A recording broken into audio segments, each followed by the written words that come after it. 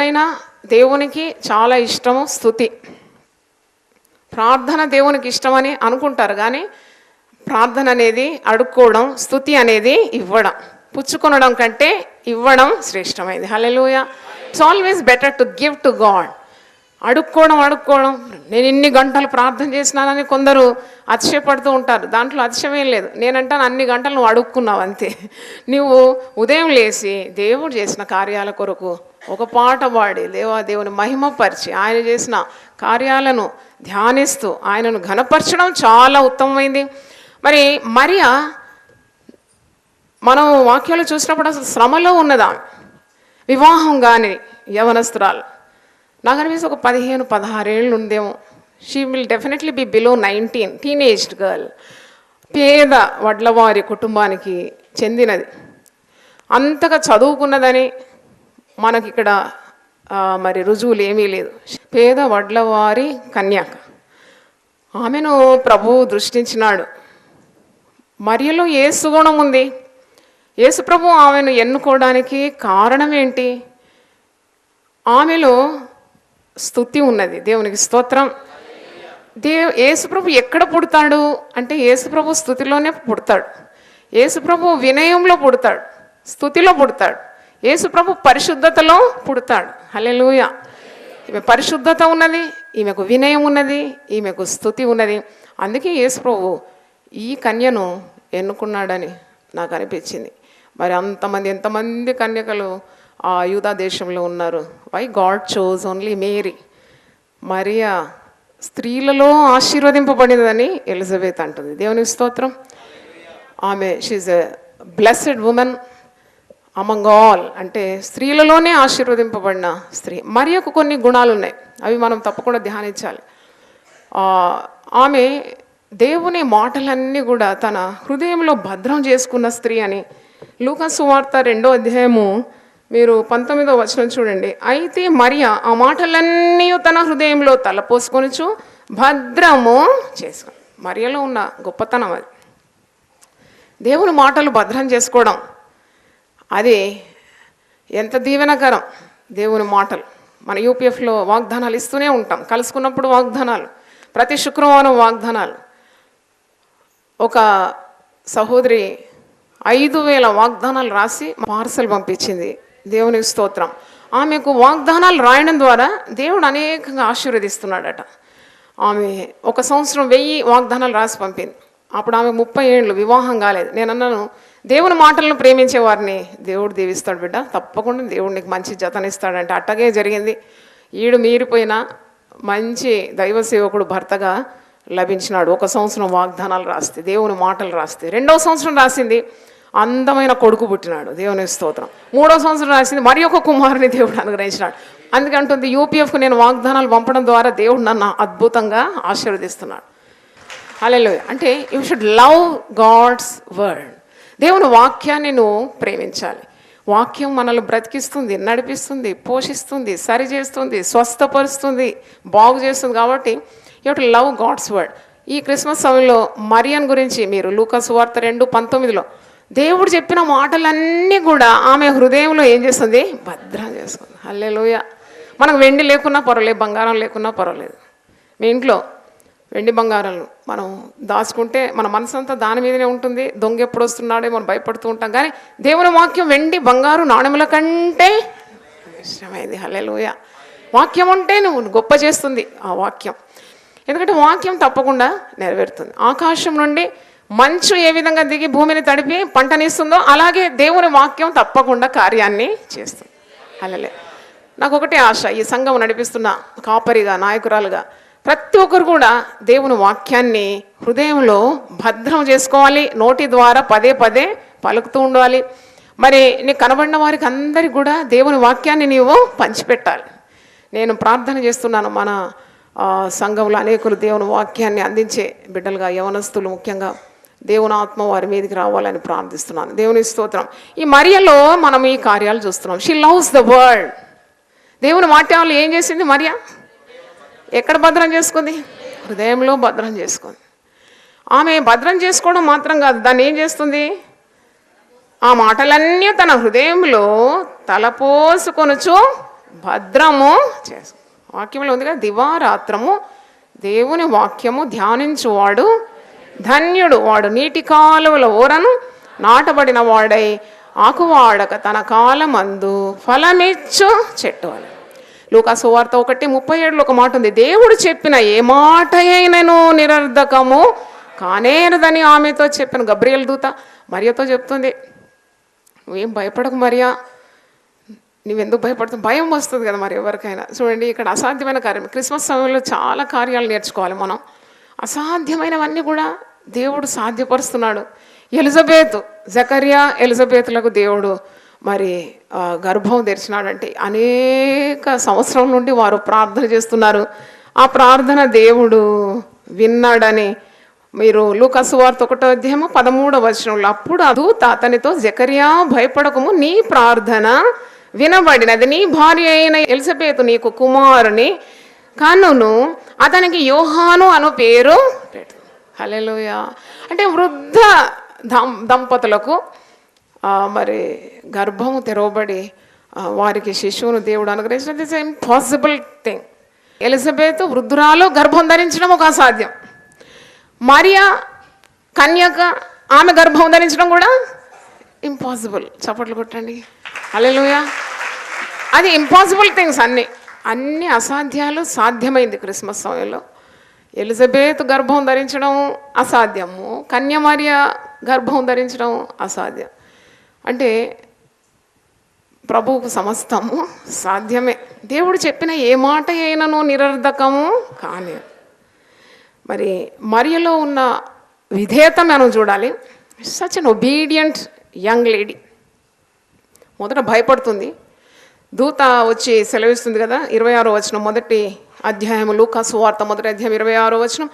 6వ నెలలో గబ్రియేలను దేవదూత గలిలలోని నజరేతను ఊరిలో దావీదు వంశస్థుడైన యోసేపును ఒక పురుషునికి ప్రధానము చేయబడిన కన్యక యొద్దకు దేవుని చేత పంపబడిన. ఆ కన్యక పేరు మరియా.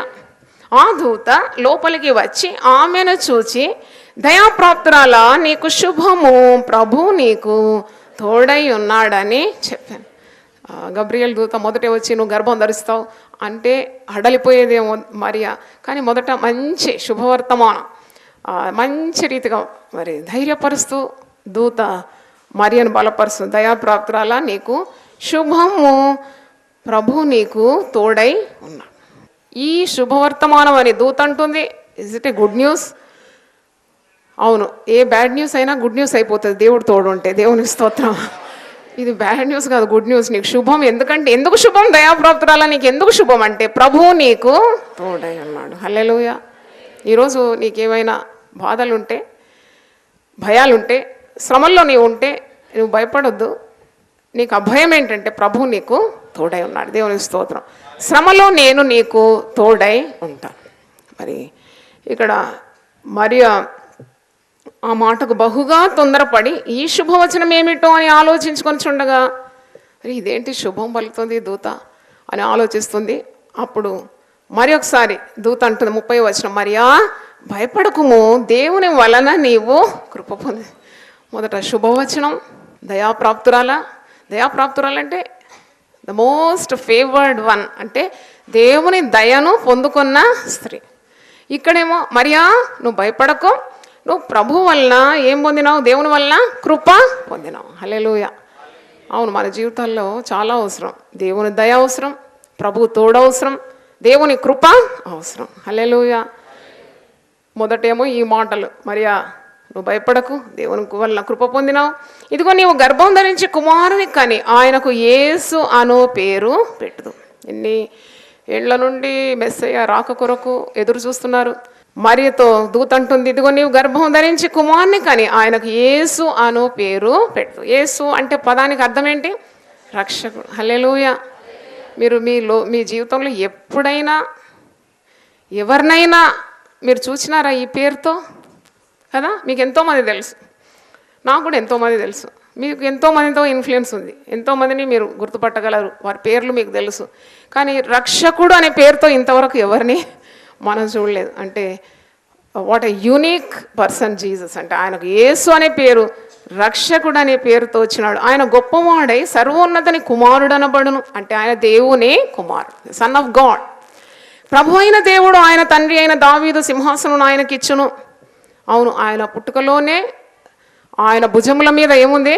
రాజభారం ఉన్నది. ఆయన రాజులకు రాజు, ప్రభువులకు ప్రభు. ఆయన శ్రీమంతుడట, అద్వితీయ దేవుడట, సమీపింపరాని తేజస్సులో ఉండేవాడు, అమరత్వం గలవాడు, అక్షయుడు. ఎన్ని పేర్లతో వచ్చినాడు? ఇమ్మానియేలు. ఇమ్మానియేల్ అంటే దేవుడు మనకు తోడు. చీకటిలో ప్రకాశించే అరుణోదయ నక్షత్రం అని ఆయన పేరు. ఇక్కడ చూడండి, ఇక్కడ మరి ఆయన యాకోబు వంశస్థులను యుగ యుగములు ఏలును, ఆయన రాజ్యము అంతము లేనిదై ఉండునని ఆమెతో చెప్పాను. ఏ తల్లికైనా ఈ వార్త వింటే ఎంత సంతోషం ఉంటుంది. నీ కుమారుడు ఇలాగవుతున్నాడు. ఆయన పేరు రక్షకుడు. ఆయన ప్రజలను వారి పాపముల నుండి విడిపించేవాడు. ఆయన సింహాసనము మరి తరతరములు ఉంటుంది. ఆయన రాజ్యము అంతము లేనిదంటే ఏ తల్లికి సంతోషం ఉండదండి కదా. ప్రతి తల్లి హృదయంలో తన బిడ్డలు గొప్పవారు కావాలని ఉంటుందా లేదా? ఉంటుంది. కానీ మరియా ఎంత అదృష్టవంతురాలు. స్త్రీలలో ఆమె ఆశీర్వదింపబడిన స్త్రీ. అంటే ఇంత శుభవర్తమానం ఆమె చెవులార వింటుంది. అందుకు మరియా, నేను పురుషుని ఎరుగని దాన్ని ఇది ఎలాగూ జరుగునని దూతతో అనగా కదా. దేవుడు ఏదన్నా గొప్ప కార్యం చేస్తాడంటే మానవ హృదయంలో మొట్టమొదటి వచ్చేది ఏంటి? అనుమానం. ఇది ఎట్ట జరుగుతుంది? ఇంత పెద్ద వాక్యము, ఇంత వర్తమానము దూత అందించింది. మరియ కూడా మానవురాలే కాబట్టి, అయ్యో ఇదేలాగ సాధ్యమవుతుంది? నాకు ఇంకా ప్రధానం చేయబడినాను అంతే, నా వివాహం కాలేదు, నేను ఒక కన్యకను, పురుషుని ఎనగని దానను, నాకెలాగూ సంభవిస్తుంది ఇది నాకు ఎలాగూ జరుగుతుందని దూతతో అన్నప్పుడు ఈ 35వ వచనం ప్రతి విశ్వాసి హృదయంలో ముద్రించుకోవాలి. ఈ మాట 35వ వచనం. అందుకు దూత అంటుంది, పరిశుద్ధాత్మ నీ మీదికి వచ్చును. హల్లెలూయా. మన మీదకి ఏం రావాలి? చాలామంది అంటారు ఆమె మీదకి గాలి సోకింది, ఆమె మీదకి దుష్ట శక్తులు వచ్చినాయి, దయ్యపు బాధలు వచ్చినాయి. కాదు, మన విశ్వాసంలో ఎల్లవేళల ప్రభువును స్తుతిస్తూ ప్రభు మాటలు మన హృదయంలో భద్రం చేసుకున్న వారం, ఆయనను గురించి ధ్యానిస్తున్నాము, ఆయన కార్యాలు తలపోస్తున్నాం. కాబట్టి దుష్ట శక్తులు కాదు మన మీదకి రావాల్సింది, పరిశుద్ధాత్మ శక్తి మన మీదకి రావాలి. హల్లెలూయా, హల్లెలూయా. చప్పట్లు కొట్టి దేవుని స్తుతిద్దాం. పరిశుద్ధాత్మ శక్తి, పరిశుద్ధాత్మ శక్తి నీ మీదికి వచ్చును. సర్వోన్నతని శక్తి నిన్ను కమ్ముకొనును గనుక పుట్టబోవు శిశువు పరిశుద్ధుడై దేవుని కుమారుడు అనబడును. హల్లెలూయా. ఇది పురుష సంయోగంతో వచ్చిన సంతానం కాదు నీకు కలిగేది. పరిశుద్ధాత్ముడే నీ మీదకి వస్తాడు. సర్వోన్నతని శక్తి నిన్ను కమ్ముకుంటుంది. అందుకే పుట్టబో కుమారుడు సర్వోన్నతని కుమారుడు పరిశుద్ధుడు అని సెలవిస్తుంది. దేవుని స్తోత్రం. పరిశుద్ధాత్మ తీవ్రత మనలో ఉండాలి. సర్వోన్నతని శక్తి కమ్ముకుంటే అసాధ్యమైన కార్యాలు సాధ్యమైపోతాయి. హల్లెలూయా. సర్వోన్నత ఎట్లా, ఇది నాకు ఎలాగ జరుగుతుంది అని అడుగుతుంది. How can this happen to me? ఈ రోజు నుండి యూపీఎఫ్లో ఉన్న ప్రతి ఒక్కరు, స్త్రీలైనా పురుషులైనా మరి యవనస్తులైనా వృద్ధులైనా ప్రార్థన చేయండి. మీరు బైబిల్లో అండర్లైన్ చేసుకోండి. నీకు చాలా అసాధ్యమైన పర్వతాలు నీ ఎదురు ఉంటే నువ్వు ప్రార్థన చేయాలి. సర్వోన్నతని శక్తి చేత నన్ను నింపు ప్రభు, నీ శక్తి చేత నన్ను నింపు. నా వల్ల ఈ కార్యాలు కావు, కానీ నీవెప్పుడైతే నన్ను నీ ఆత్మతో నింపుతావో అన్ని కార్యాలు, పర్వతములు నీ ఎదుట చదును భూమిగా మారిపోతుంది. దేవుని స్తోత్రం.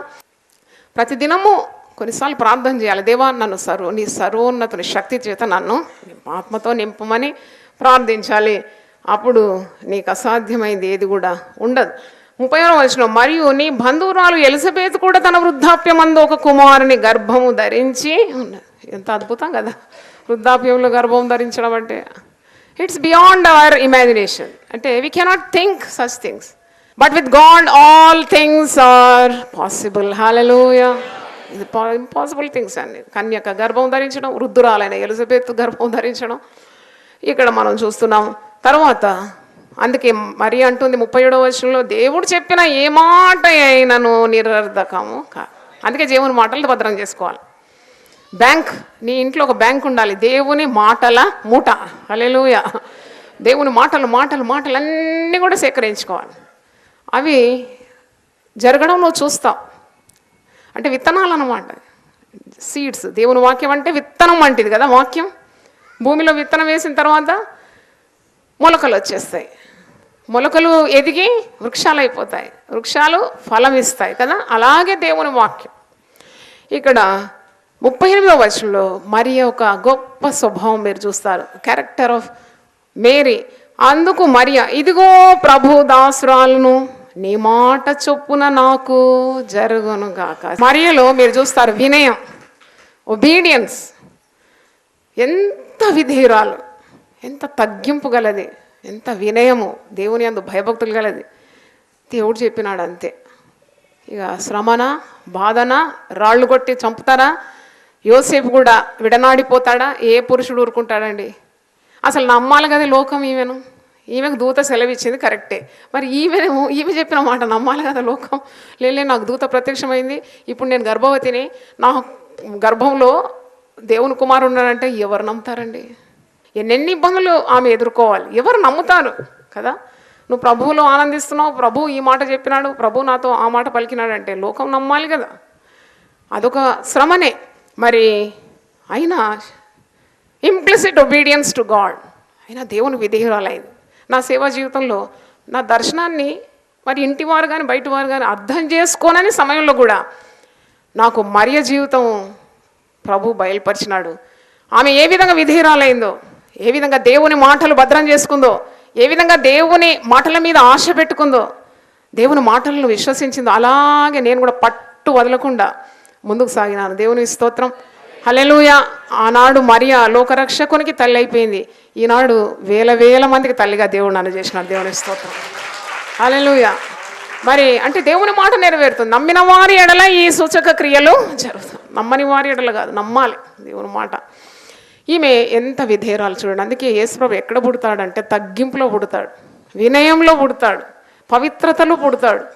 అంటే ఇది డిసెంబర్ 25 సార్వత్రిక ప్రపంచమంతా ఆచరించుకుంటుంది. కానీ యేసుప్రభు ఒకే రోజు పుట్టి ఊరుకుంటాడా? యేసుప్రభు నిత్యము ఎంతోమంది హృదయాల్లో పుడుతూనే ఉన్నాడండి. దేవునికి స్తోత్రం. ఆయన పుడుతూనే ఉన్నాడు. ఎలా పుడతాడు ఆయన? తగ్గించుకున్న వారే, ఆయన మాట విన్నవారు, ఆయన రక్షణ పిలుపును అందుకున్నవారు, వినయ విధేయతలు గలవారు, స్తుతి ప్రార్థనలు చేసేవారి గుండెల్లో పుడుతూనే ఉన్నాడు. ఆయన నిరంతరము జన్మిస్తూనే ఉన్నాడు. హల్లెలూయా. మరి ఇక్కడ మరి అంటుంది, ఇదిగో ప్రభు దాసురాలను. హల్లెలూయా. ఇది చేతులు జోడించి ఇలా చెప్పండి, ఇదిగో ప్రభు దాసురాలు. లోకానికి రక్షకుడు రావాలంటే ఒక స్త్రీ అవసరమైంది. హల్లెలూయా, హల్లెలూయా. స్త్రీలేంటి సేవ చేస్తారు, స్త్రీలేంటి వాక్యం చెప్తారంటే, అరే God needed a woman to bring out the saviour. How blessed women are. అంటే రక్షకుని లోకానికి చూపెట్టాలంటే ఒక స్త్రీ అవసరమైంది కదా. మరి స్త్రీలు కావాలి దేవుని సేవకు. దేవుని వాక్యము ప్రకటించు స్త్రీలు సైన్యముగా ఉన్నారంట. హల్లెలూయా. పునరుద్ధాన సందేశం ప్రకటించింది ఎవరు? స్త్రీయే, మగ్దలేని మరియ. మరి స్త్రీకే దర్శనమిచ్చి ఇంత గొప్ప పరిచర్య జరిగించేది మరి ప్రభు కాకుండా ఇంకెవరు? ప్రభువే. దయాప్రాప్తురాలా, నీకు శుభము, ప్రభు నీకు తోడేం. కష్టాలు లేవా? ఒక్క చిన్న బిడ్డను కనాలంటే ఎంత కష్టం, మరి వేల మందిని ప్రభు మార్గంలో కనాలంటే ఎంత ప్రయాసంతో కూడిన పని, శ్రమతో కూడిన పని, నిందలు, అవమానాలు, దెబ్బలు, ఎన్ని ఇరుకులు, ఇబ్బందులు, సిలువ. నేను నిన్న చెప్పినాను అక్కడ, మీరు నన్ను సన్మానిస్తున్నారు కానీ ప్రభు కొరకు ప్రాణం పెట్టడానికి కూడా నేను సిద్ధంగా ఉన్నానని చెప్పినాను. దేవుని స్తోత్రం. ఎందుకంటే నాకు తెలుసు ఇది సన్మానపు దారి కాదు. ఇది సన్మానం వస్తుంది, గాడిదకు వచ్చినట్టు సన్మానం వస్తుంది, కానీ ఇది ప్రభు చెప్పిన మాట. ఎవడైనాను నన్ను వెంబడింపగోరిన వాడు ప్రతి దినము తన్ను తాను ఉపేక్షించుకొని ప్రతి దినము సిలువను ఎత్తుకొని వెంబడించాలి. హల్లెలూయా. తగ్గింపు ఉండాలండి. ఈ సందేశం ద్వారా మనం నేర్చుకోవాల్సిన తగ్గింపు, తగ్గింపు, తగ్గింపు. చాలా తగ్గించుకో. మరి ఎంత తగ్గించుకుంది. ఏమైనా కానీ నేను ప్రభు చేతిలో ఉన్నాను, ఇదిగో ప్రభు దాసురాలను, నీ మాట చొప్పున నాకు జరుగునుగాక. హల్లెలూయా. లోకంలో చాలా గొప్ప భాగము మరియను పూజిస్తున్నారు. మరియ పూజార్హురాలు కాదు, కానీ ఆమె ఘనమైన స్త్రీ, ఆశీర్వదింపబడిన స్త్రీ. పూజకు యోగ్యుడు, ఆరాధనకు పాత్రుడు ఎవరు? యేసుప్రభు. ఎందుకంటే మరియ మన కొరకు సిలువను ఎక్కలేదు. ఎవరు ఎక్కినారు? ప్రభు ఎక్కినాడు. హల్లెలూయా. ప్రభు మన కొరకు ప్రాణం పెట్టినాడు. కాబట్టి ప్రభువును మనం ఆరాధించాలి, ప్రభువును మనం పూజించాలి. ప్రజలను మనల్ని తక్కువగా అంచనా వేసిన, మనల్ని కృంగదీసిన, మనల్ని మరి అణగదొక్కాలని ప్రయత్నించినా భయపడే అవసరం లేదు. ఎందుకంటే మనల్ని పైకి ఎత్తేది ఎవరు? దేవుడే. హల్లెలూయా. తన్ను తాను తగ్గించుకున్న వాడు హెచ్చింపబడనని ప్రభువే చెప్పినాడు కదా. అంటే ఎంత పెద్ద సూత్రం నేర్పించింది చూడండి. ప్రజలు కొన్నిసార్లు మనల్ని అణగదొక్కాలని, మనల్ని నెట్టివేయాలని, క్రిందికి నెట్టాలని ప్రయత్నిస్తుంటారు. కానీ మా తల్లి చెప్పింది, బిడ్డ జీవితంలో నీ భర్తనే కానీ, నీ పిల్లలే కానీ, నీ బంధువులే కానీ, ఉద్యోగ స్థలంలోనే కానీ, నువ్వు ఒకవేళ సేవకురాలైతే అప్పుడే అనేది, తోటి సేవకులే కానీ నేను అణగదొక్కాలని ప్రయత్నిస్తే నువ్వెప్పుడు దేవుని బలిష్టమైన రెక్కల క్రింద దీన మనస్కురాలై ఉండాలి. నిన్ను నీవు తగ్గించుకున్నప్పుడు ఏం చేస్తాడు? దేవుడు హెచ్చిస్తాడు.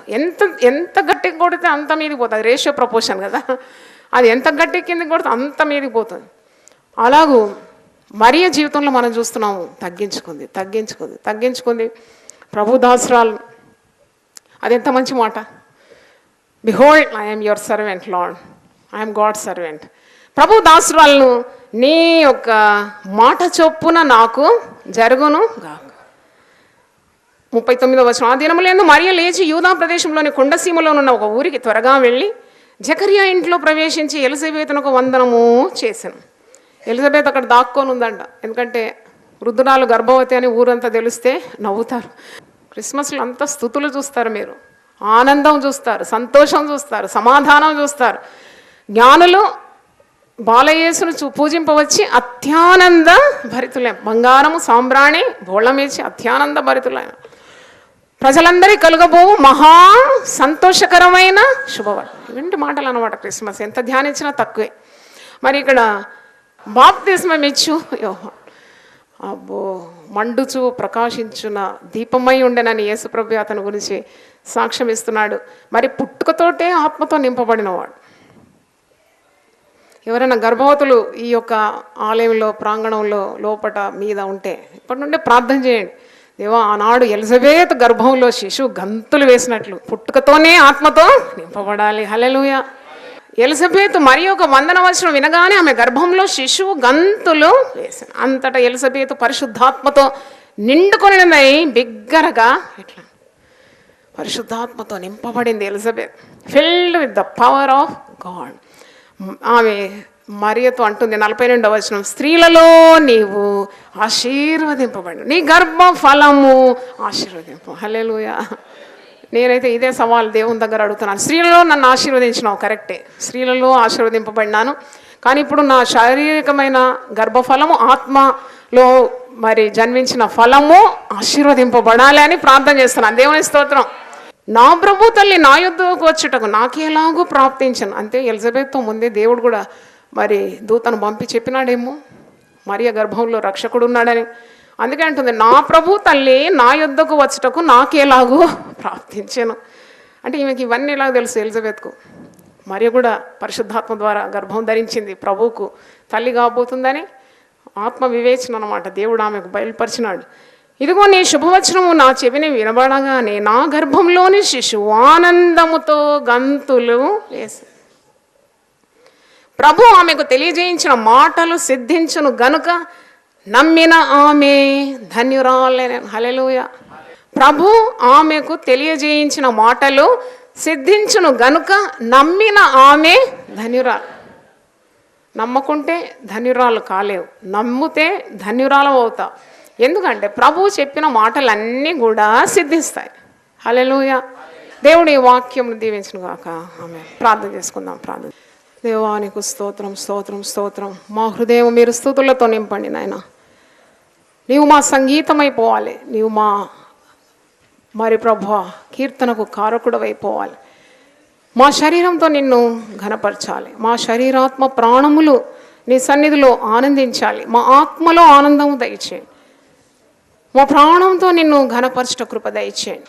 మా శరీరములు సమర్పించుకోవడానికి మరియ వలె మాకు సహాయం దయచేయండి. పరిశుద్ధాత్మ నీ మీదకి వస్తుంది, నువ్వు గర్భము ధరిస్తావు, సర్వోన్నతుని శక్తి నిన్ను ఆవరిస్తుందని చెప్పినప్పుడు, ఇదిగో ప్రభు దాసురాలను నీ మాట చొప్పున నాకు జరుగునుగాక. ఎంత వినయంగా దేవునికి లోబడింది. స్త్రీలలో నీవు ఆశీర్వదింపబడిన దానవు, నీ గర్భఫలము దీవింపబడునని ఎలిజబెత్ ఆత్మ ద్వారా ప్రకటిస్తుంది. ప్రభు చెప్పిన మాటలు సిద్ధించును గనుక నమ్మిన ఆమె ధన్యురాలు అని మేము చూస్తున్నాం. సకల ఆశీర్వాదాలకు కారణభూతుడవు నీవే అని నిన్ను కీర్తించి, నిన్ను కొనియాడి, నిన్ను ఘనపరచుట కృప దయచేయండి. మా శరీరాత్మ ప్రాణములు నీకు సమర్పించుకోవడానికి సహాయం దయచేయండి. మరియవలే నిన్ను పాడి కీర్తించడానికి కృప దయచేయమని యేసు నామములో అడుగుతున్నాను తండ్రి, ఆమేన్. నాతో కలిసి పలకండి. సర్వశక్తిమంతుడు గొప్ప కార్యములను చేశాను. యెహోవా నిన్ను ఆశీర్వదించి నిన్ను కాపాడును గాక. యెహోవా నీకు తన సన్నిధిని ప్రకాశింపజేసి నిన్ను కరుణించును గాక. యెహోవా నీ మీద తన సన్నిధి కాంతి ఉదయింపజేసి నీకు సమాధానము కలుగజేయును గాక.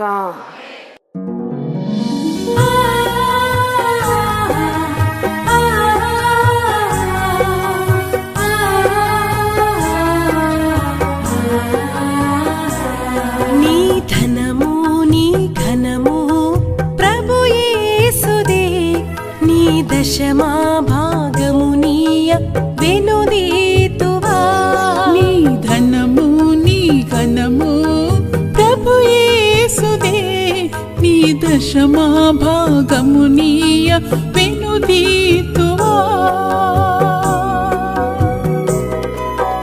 ధరలోన ధనధాన్యములనీయగా కరుణించి కాపాడి రక్షింపగా.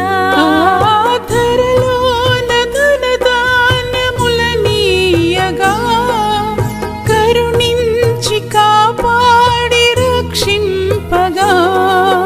పరలోకనాదుండు నీకీయగా మరి యేసు కొరకీయ వెనుదీతువా. పరలోకనాథుండు నీకీయగా మరి యేసు కొరకీయ వెనుదీతువా. నీ ధనము నీ ఘనము ప్రభు యేసుదే, నీ దశమా భాగమునీయ వెనుదీతువా. పాడి పంటలు ప్రభువు నీకీయగా కూడు గుట్టలు నీకు దయచేయగా. పాడి పంటలు ప్రభువు నీకీయగా కూడు గుట్టలు నీకు దయచేయగా. వీడంగ ప్రభు యేసు నామంబును గడువేల ప్రభుకీయను క్రైస్తవా. వేడంగ ప్రభు యేసు నామంబును గడువేల ప్రభుకీయను క్రైస్తవా. నీ ధనము నీ ఘనము ప్రభు యేసుదే, నీ దశ